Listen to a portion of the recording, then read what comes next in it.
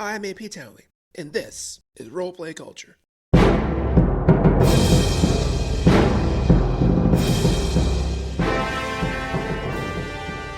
Whether we're assassinating our target as a rogue, exploring forgotten lands as a ranger, or just parkouring our way over rooftops as a monk, a few magic items might give a needed hand. But what magic items are useful to these more skill-oriented tactical characters? We often can't choose what magic items that a character can get. Sometimes the completion of a quest allows the party to request a specific magic item of a certain rarity as a reward. Other times, especially in bigger cities, you can shop for a magic item in a specialty store or at an auction.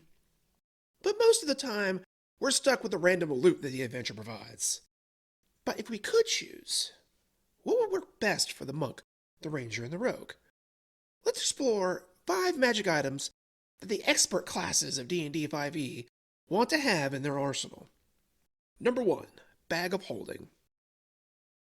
This is a real party-wide magic item, but someone's got to have it, and be its caretaker, right? This magic bag is uncommon, so pretty accessible, and it doesn't require attunement. The bag itself always weighs 15 pounds regardless of what's in it. The bag of holding is bigger on the inside than on the outside. It has a 2-foot opening at the mouth and it is 4 feet deep on the inside. It can hold 500 pounds of stuff that doesn't exceed 64 cubic feet of space. You can even put a person in there for about 10 minutes before they run out of air. Though, just don't try to combine this with any other object that has a similar space warping feature. If you do, both items will be destroyed, and a gate to the astral plane opens up and sucks whatever's around inside of it. Admittedly, this does have interesting applications, but that's another show. But this really works for these 3 classes in particular. Rogues are going to want to sneak into places and loot everything they can. Rangers are the explorers and want to carry around as much equipment and supplies as possible. And monks can't carry a whole lot to begin with, so this bag really helps them out. It's a simple item that every party wants at least one of, and the expert classes benefit even more from it. Number 2, Bag of Tricks. This is probably my most favorite magic item in D&D. There are 3 types of these bags. They're all uncommon rarity that don't require attunement. Anyone can benefit from this really, but the expert classes in particular. 3 times per day, as an action, you can reach into the bag and pull out a little fuzzy ball and hurl it 20 feet away.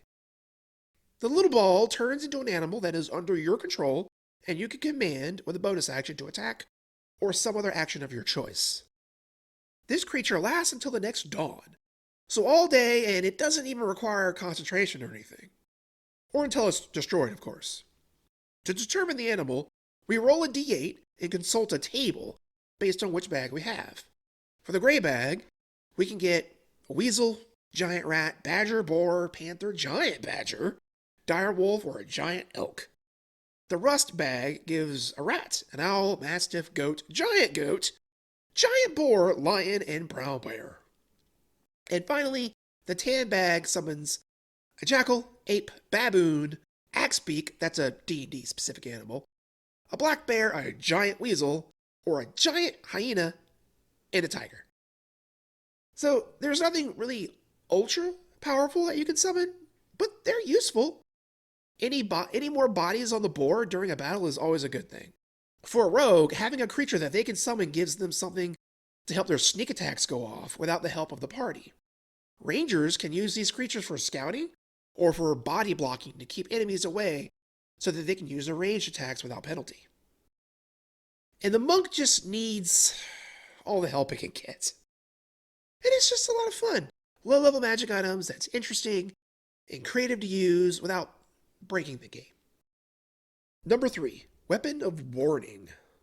Though you may be a more skill-focused character, you're still going to want to be stabbing people in the back, shooting them in the face, or roundhouse kicking them in the head.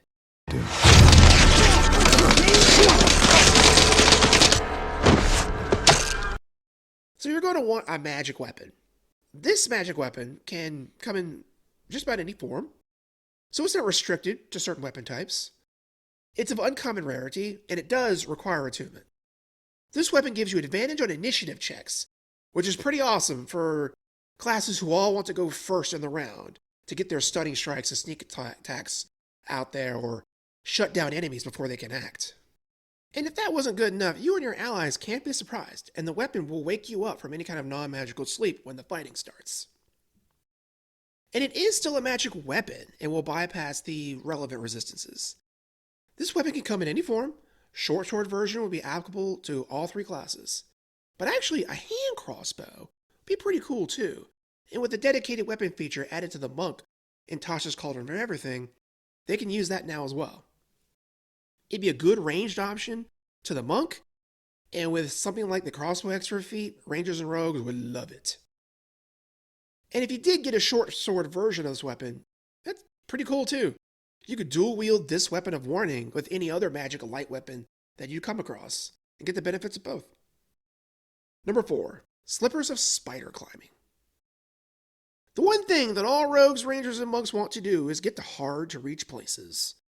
Whether that's climbing through a window to steal some treasure, scaling a cliff, or walking on walls to avoid a group of enemies, they all want to be able to move where the others cannot. This pair of uncommon magical shoes require attunement, allow you to walk on vertical surfaces and even the ceiling. You gain a climbing speed equal to your walking speed. Rangers are the explorers of the group and want to get to hard-to-reach places, and even in combat, so that they can stay out of reach of melee combatants and riddle them with arrows. Rogues want to sneak over castle walls and crouch on ceilings to stay out of sight of guards. And monks, being the fastest of the classes in D&D, want to maximize their movement by opening up the battlefield on where they can go. There's nothing more frustrating than having an enemy on a ledge out of reach or standing on the top of a castle wall gloating down on you. These slippers can teach them not to underestimate their foes. Number 5, Cloak of Elven Kind. Remaining unseen can be the difference between life and death, and expert characters that specialize in having a high dexterity, like the rogues, rangers, and monks, tend to be pretty good at it. But the problem with being good at stealth is that it can sometimes get you into trouble as much as it gets you out of it. Being good at stealth usually means that you're the scout of the party, the vanguard, if you will, first in the mess. But that also means you're often alone when things go wrong. High dex characters are not immune to rolling poorly, or having the enemy roll well. That's where this uncommon magic cloak comes into play. The Cloak of Elven Kind doesn't require attunement. It imposes disadvantage on perception checks to see you, and gives advantage on stealth checks to hide. It might seem redundant to give an item like this to a character who's potentially already pretty good at stealth anyway, but the number of times our scouting ranger, rogue, or monk rolled a 1 on their stealth check and got spotted by the guards and the rest of the party had to spend several rounds racing to the rescue is stupidly high. Stealth is just one of those all or nothing skills sometimes. Fail at it and suffer for your foolishness. So, there are 5 magic items for the expert classes in D&D 5e. We stuck to mostly uncommon items this time around.